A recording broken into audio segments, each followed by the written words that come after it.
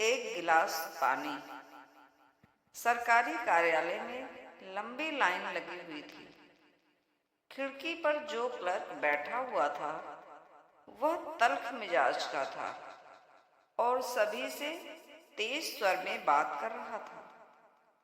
उस समय भी एक महिला को डांटते हुए वह कह रहा था, आपको जरा भी पता नहीं चलता, यह फॉर्म भर कर लाई हैं, कुछ भी सही नहीं है।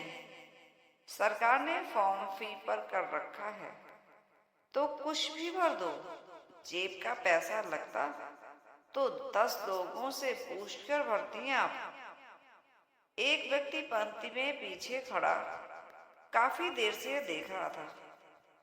वह पंक्ति से बाहर निकलकर पीछे के रास्ते से उस क्लर्क के पास जाकर खड़ा हो गया और वहीं रखे मटके से पानी का एक गिलास भरकर उस क्लर्क की तरफ बढ़ा दिया। क्लर्क ने उस व्यक्ति की तरफ आंखें तरेर कर देखा और गर्दन उचकाकर क्या है का इशारा किया। उस व्यक्ति ने कहा, सर काफी देर से आप बोल रहे हैं, गला सूख गया होगा, पानी पी लीजिए।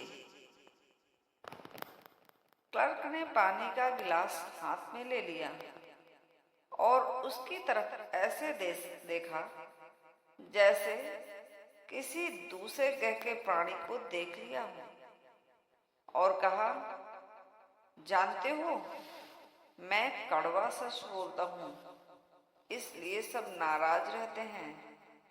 चपरासी मुझे पानी तक नहीं पिलाता। वह व्यक्ति मुस्कुरा दिया और फिर पंक्ति में अपने स्थान पर जाकर खड़ा हो गया। अब उस क्लर्क का मिजाज बदल चुका था। काफी शांत मन से उसने सभी से बात की और सबको अच्छे से सेवाएं देना शुरू की। शाम को उस व्यक्ति के पास एक फोन आया। दूसरी तरफ वही क्लर्क था।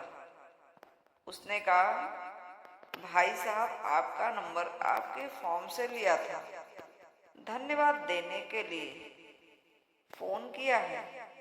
मेरी माँ और पत्नी में बिल्कुल नहीं बनती।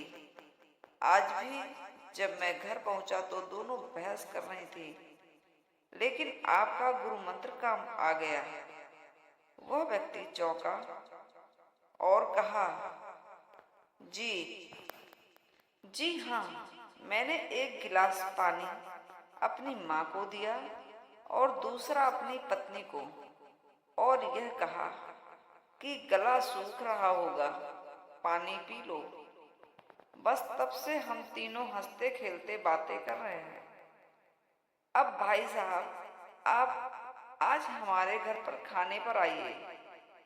जी, लेकिन खाने पर क्यों? क्लर्क ने भर्राए हुए स्वर में उत्तर दिया, गुरु माना है तो इतनी दक्षिणा तो बनेगी ना आपकी। और ये भी जानना चाहता हूँ कि एक गिलास पानी में इतना जादू है तो खाने में कितना होगा।